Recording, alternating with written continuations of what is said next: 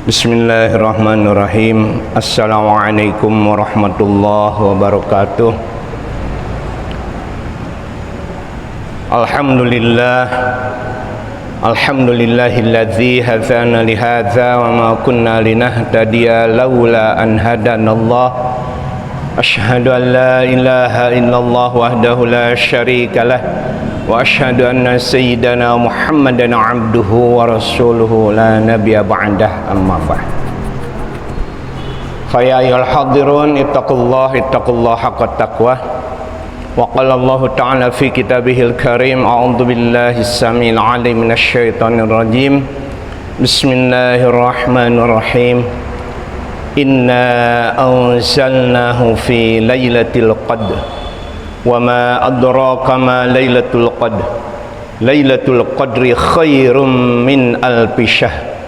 Tanazzalul malaikatu war-ruhu fiha bi'izni rabbihim min kulli amr. Salamun hatta matla'il fajr. Sadaqallahul azim wa sadaqa rasulun nabi habibul karim. Nahnu ala dalika minasyahidin wa syakirin walhamdulillahi rabbil alamin. Bapak-bapak, ibu-ibu, para pemuda-pemudi, jamaah salat subuh dan kuliah subuh yang saya hormati dan Allah muliakan. Puji syukur kita panjatkan kehadirat Allah yang Maha Rabbun Ghafur. Alhamdulillah bahwasanya kita semua masih diberi kenikmatan oleh Allah yang begitu besar, yaitu nikmat iman dan nikmat Islam, nikmat sehat jasmani dan rohani. Tanpa itu semua, yakin kita tidak bisa untuk berkumpul di tempat yang mulia ini. Mudah-mudahan segala aktivitas bentuk ibadah yang kita lakukan diterima oleh Allah Subhanahu wa taala sebagai amal kebaikan. Amin ya Allah ya rabbal alamin. Salawat dan salam mudah-mudahan tetap terlimpah curahkan kepada panutan kita semua, baginda alam Kanjeng Nabi besar Muhammad sallallahu alaihi wasallam, pada keluarganya, para sahabatnya, serta kepada kita selaku umat akhir zaman. Hadirin wal hadirat rahimakumullah. Kita semua sekarang berada di hari ke-17 di bulan Ramadan. Ya. Insyaallah bagi yang selalu menghitung waktu, berarti tinggal 13 hari lagi. Ya, udah semakin dekat ke Idul Fitri. Ya, perasaan kita dengan makhluk Allah yang lainnya itu berbedanya. Ya, di sini kalau kita menjelang Idul Fitri itu merasa wah, bahagia ya. Sebentar lagi mau Idul Fitri. Tapi untuk umat selain kita, ya, umat yang diciptakan oleh Allah, jenis yang diciptakan oleh Allah, itu pada menangis ya, karena akan ditinggalkan oleh bulan yang mulia, yaitu Sayyidus Syuhur, rajanya bulan ya. Apalagi dengan istilahnya apa, manusia-manusia yang telah meninggal dunia ya. Karena selama bulan puasa, selama bulan Ramadan, ahli kubur yang mendapat siksa dari Allah di bulan Ramadan itu diistirahatkan, diberikan kenikmatan ya, walaupun hanya sekejap kenikmatan tersebut yang didapatkan oleh ahli kubur. Hadirin jamaah salat subuh yang Allah muliakan,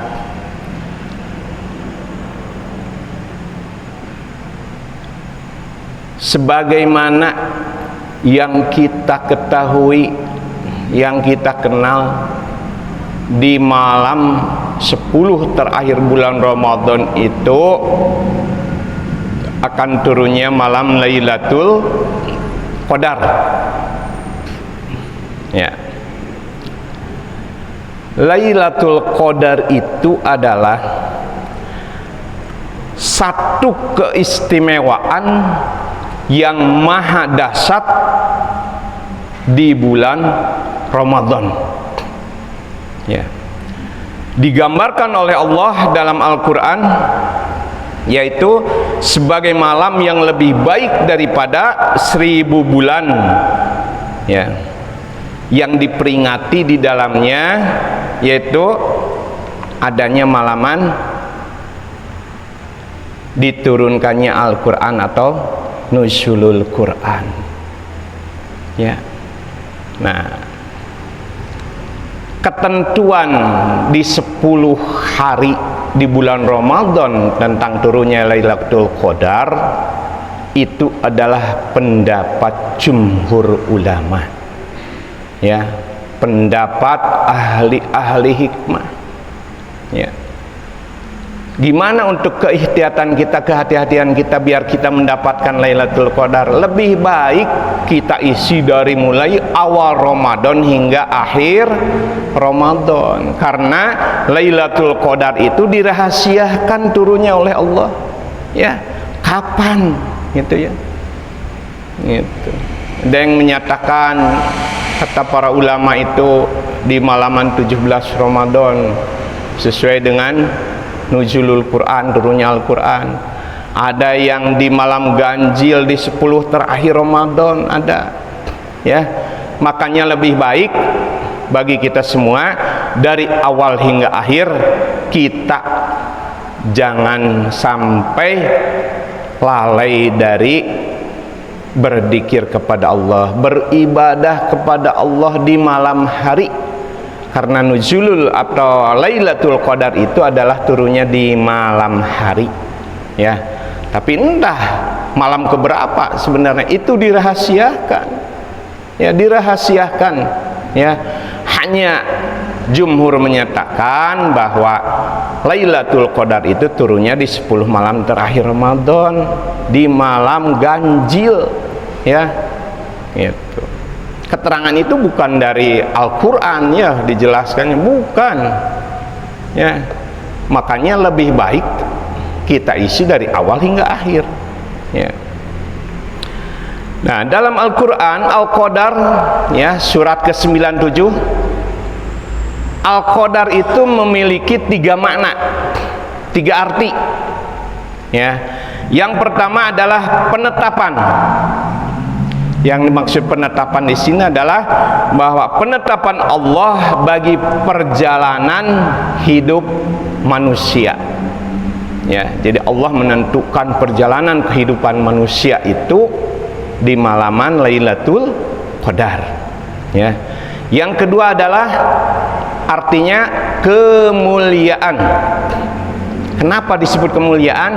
Karena pada malaman Lailatul Qadar, ya, itu diturunkannya Al-Quranul Karim sebagai pedoman hidup kita, ya. Dan yang ketiga adalah penuh. Kenapa dikatakan penuh atau sempit?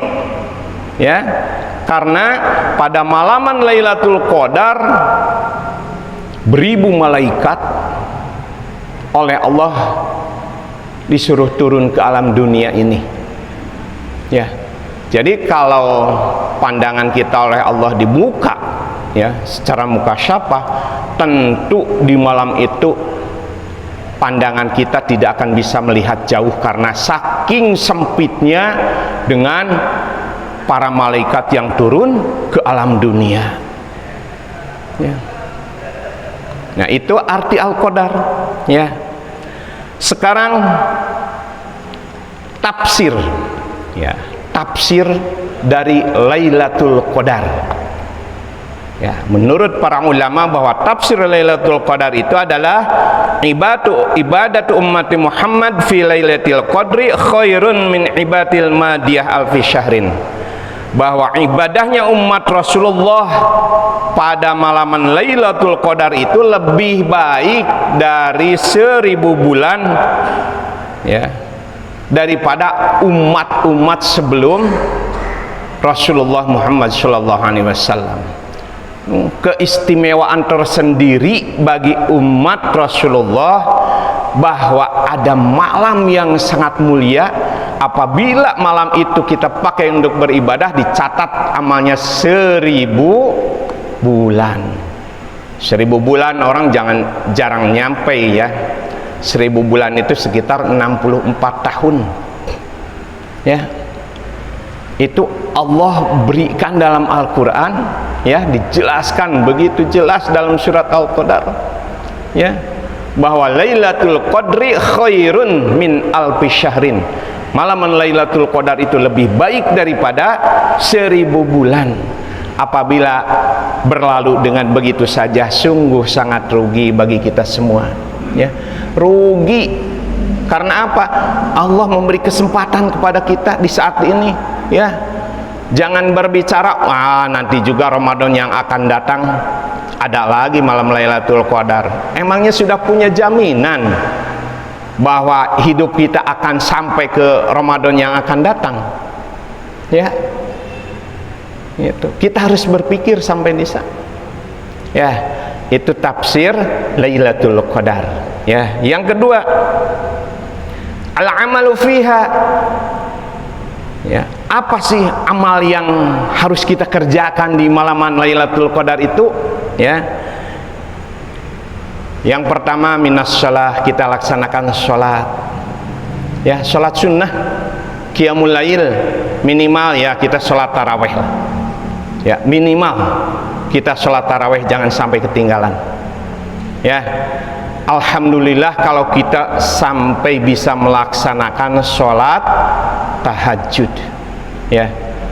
Wa minal laili fatahajjad bihi nafilatan lak asa an yab'atsaka rabbuka maqaman mahmuda.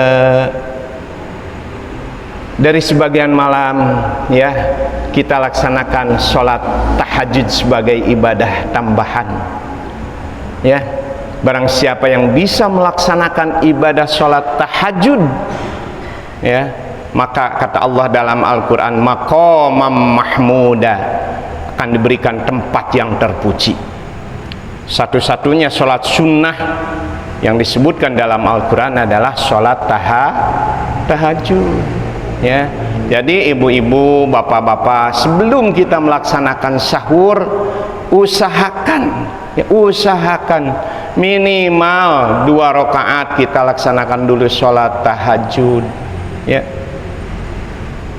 Sudah sholat tahajud, mangga ibu-ibu yang mau masak ya, karena ibadah yang lainnya ya selain sholat adalah wattilawah, membaca Al-Quran, wadzikri, dan dikir. Nah ini dikir ya.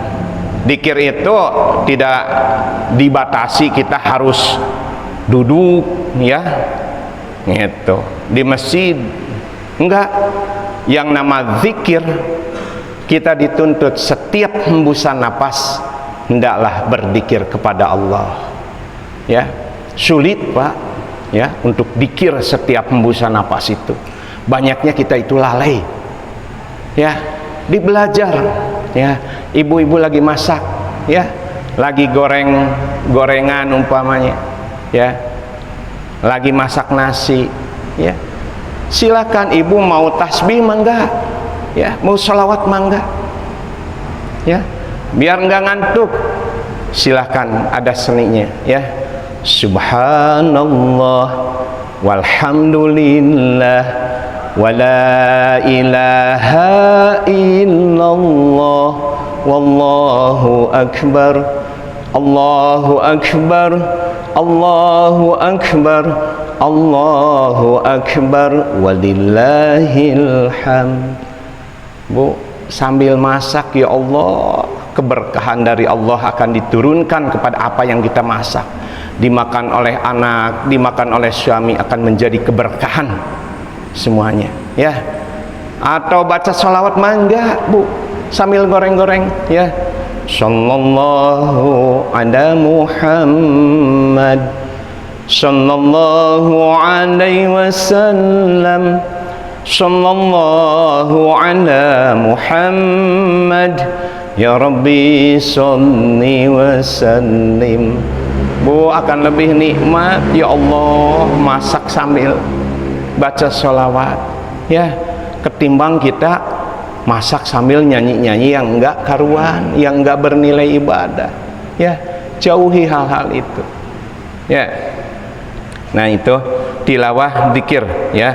Khairun ya minal amali fi alfi syahrin laisa fiha lailatul qadar.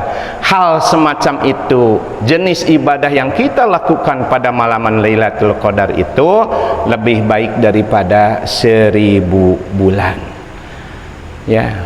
Yang ketiga tafsir dari Lailatul Qadar itu adalah bahwa Lailatul Qadar itu khusus diberikan kepada umat Rasulullah sallallahu alaihi wasallam. Betapa istimewanya kita dijadikan umat Rasulullah, Pak ya. Kalau kita tidak bersyukur dijadikan umat Rasulullah, wah udah keterlaluan ya. Bagaimana cara bersyukurnya kepada Rasulullah? Kita mencintai sunnah-sunnahnya Rasulullah, kita menjalankan apa yang disampaikan oleh Rasulullah, yang dicontohkan dalam kehidupan Rasulullah ya, kita ikuti ya. Itu cintanya kita kepada Rasulullah ya. Terlebih kita harus memperbanyak membaca sholawat ya. Itu bukti kecintaan kita kepada Rasulullah sallallahu alaihi wasallam ya. Selanjutnya tadi dikatakan bahwa malaikat itu turun ke bumi. Apa tugasnya para malaikat ya? Yusalluna wa yusallimu ala jamil muslimin wal muslimat wal mu'minin wal mu'minat ya. Bahwa Rasulullah turunnya ke bumi itu adalah untuk menyampaikan salam dan keselamatan ya, serta memohon ampunan kepada Allah bagi orang yang melaksanakan puasa di siang hari dan qiyamul lail di malam hari ya. Didoakan langsung oleh para malaikat. Betapa mulianya kita didoakan oleh para malaikat ya. Itu semua oleh malaikat didoakan, muslimin dan muslimat. Ingat, kecuali ya illa arba'atin nafarin, kecuali ada 4 golongan ya yang ditolak doanya malaikat oleh Allah. Walaupun didoakan malaikat tapi oleh Allah ditolak. Siapa itu? Yang pertama adalah mudminul khamri, orang yang selalu mendawamkan minuman khamr, minuman keras ya. Sudah tahu itu memabukkan, sudah tahu itu menghancurkan, biang keladi dari segala macam keburukan, tapi terus aja ya. Padahal masih banyak minuman yang lain yang masih bagus, lebih baik daripada khamr ya. Ya itu ya. Yang kedua wa'akul walidaini ya. Ingat, apabila kita melukai perasaan hati kedua orang tua ya, makanya sering-seringlah kita mohon maaf, sering-seringlah kita bersilaturahmi kepada orang tua yang masih ada ya. Sering-seringlah mendoakan kepada orang tua yang telah meninggal ya. Itu adalah bukti kesolehan seorang anak bagi orang tua ya. Ingat, apabila kita menyakiti hati orang tua dan belum kita meminta maaf, itu tertolak doa malaikat ya. Itu memohonkan ampun, keselamatan dari malaikat ditolak oleh Allah ya. Yang ketiga adalah waqati'ur rahmi, orang yang memutuskan hubungan silaturahmi ya. Hati-hati dalam kehidupan kita sehari-hari ya, baik dengan teman, saudara, sahabat, pasti ada sesuatu hal yang kurang baik ya, pasti ada kesalahan, ada khilaf ya. Hendaklah kita saling memaafkan ya. Jangan sampai ngunek-ngunek di hati ya, sampai yang hulu ngaler mereka hampura ke atas jalma. Naudzubillah, tidak boleh ya umat Rasulullah semacam itu ya. Apabila ada perasaan yang menyinggung kepada hati ya, itu dalam keterangan apabila tidak mau bertanya juga hanya dibatasi sampai 3 hari. Setelah 3 hari tidak boleh lagi seperti itu. Maafkanlah segala apa kesalahan ya, baik teman atau sahabat saudara kita pada kita ya. Itu waqati'ur rahmi. Dan yang keempat adalah masyakhin, Masakin itu orang yang rela melihat kemunkaran. Ningali kemunkaran teh mah diantep bae ya, tidak mau istilahnya menasihati, tidak mau membimbing, henteu daek ngageuingkeun, diantep bae rek-rekna teuing lah heugna. Tidak boleh ya bagi seorang muslim apabila melihat kemunkaran hendaklah bisa merubahnya menjadi ketaatan. Ya, minimal selemah-lemahnya iman itu adalah bahwa kita mendoakan, ya Allah berilah hidayah kepada orang tersebut. Itulah 4 golongan yang tidak akan mendapatkan doanya dari para malaikat di malam Lailatul Qadar. Bapak-bapak, ibu-ibu, hadirin sekalian, demikianlah kultum yang dapat saya sampaikan pada kesempatan ini. Mudah-mudahan bermanfaat khusus bagi diri saya sendiri, umumnya untuk hadirin sekalian. Atas segala kekurangan dan kelebihannya mohon maaf yang sebesar-besarnya. Billahi taufiq wal hidayah. Assalamualaikum warahmatullahi wabarakatuh.